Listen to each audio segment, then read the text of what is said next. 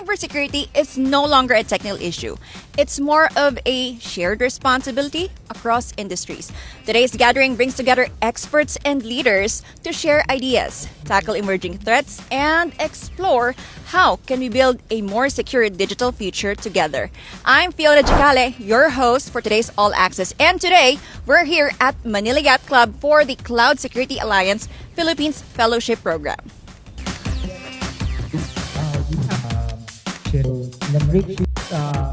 Our fellowship. Joining us today is the chairman of the Cloud Security Alliance Philippine Chapter, Mr. Ryan T., and the president, Mr. Gon Gonzalez. Good afternoon, sir. Good afternoon. Good afternoon. So, first question, from your experience, what is the most common mistake organizations make when it comes to cybersecurity readiness? In our vast experience now, we have 20 plus years of experience in making companies ready. The first thing that I notice is that money will solve the problem. Many times, the fact that there is a cybersecurity threat and threat vectors and threat actors all around, what needs to be done is to know what is the value of each asset to the company. And so therefore, you can prioritize which of these assets needs the protection, the process, the technology, and the people that needs to manage it. So I think that's the first thing that we should do. And most of the time, it falls into the priority on people first. We need to make sure that people are aware of what they need to do. People are also aware of what kind of tools will help them do the job, right? And lastly, people need to know the technology that they need to buy. As we were saying kanina, the fact that the budget needs to have a exact value in terms of benefit. Sometimes there are a lot of solutions being bought, but they're not being used. How about you, sir? One of the things that we always tell our clients is that they need to undergo a proper risk assessment. So risk assessment is knowing what you have, what are the threats to your assets, to your processes in your company, and then finding out a way on how to mitigate those risks. So because an organization cannot go 100% in terms of protecting everything, right?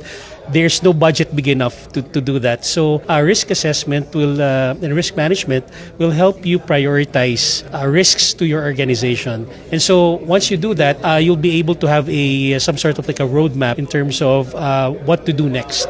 And how important is collaboration between organizations and industry when it comes to strengthening cybersecurity readiness? Oh, there's a lot of things that we said today. You heard about, can we fight back? Can we develop the skill set? Yes, and there are a lot of one of our speakers or a few of our speakers can actually post as one of our trainers that will build the skill set. Another thing that we discussed today was it's very different when you talk to different departments.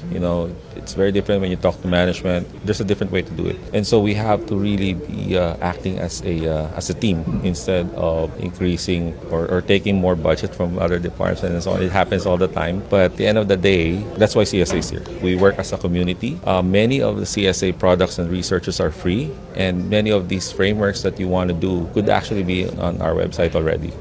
Well, the bad actors are already banding together, right? So it's high time that we collaborate with each other. Nobody's an island. Nobody exists in a vacuum in society. So what we can do is put our heads and our efforts together so that we can fight back. If you could give one piece of advice to future cybersecurity leaders, what would it be? Work as a team. You know that you're not always all-knowing. I think that hits a lot of checks there. But if you have a great team, that would really go a long way. And being technical or working with different branches in the government, I think it's a very good thing that you have a consensus of what's really required in our industry. So we were talking about, like, for example, do we have more legal laws or regulations, or do we need more training and so on? But I think at the end of the day, what we need to do, because I want to reference, if I can, one of the things that changed the U.S. government's appreciation of cybersecurity was when the cult of the dead cow was actually invited in Congress or in Senate, and they actually told the government what needs to be done. So we haven't done that, right? But we asked the question earlier, and I think it's really good if our leaders would be able to hear from our side of the fence. always be curious. Because in our industry, there's always something new. Everything's changing, even on an hourly or daily basis. So that should drive you to gain more experience, find more solutions to help your clients and society at large.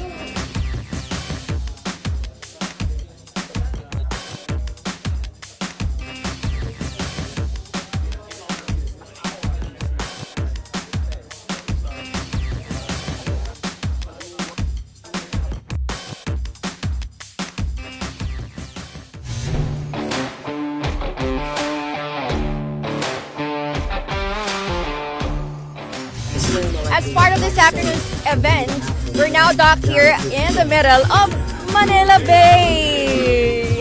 All right. Later on, we'll be having a pyrotechnic show, which we'll see a lot of happenings this evening.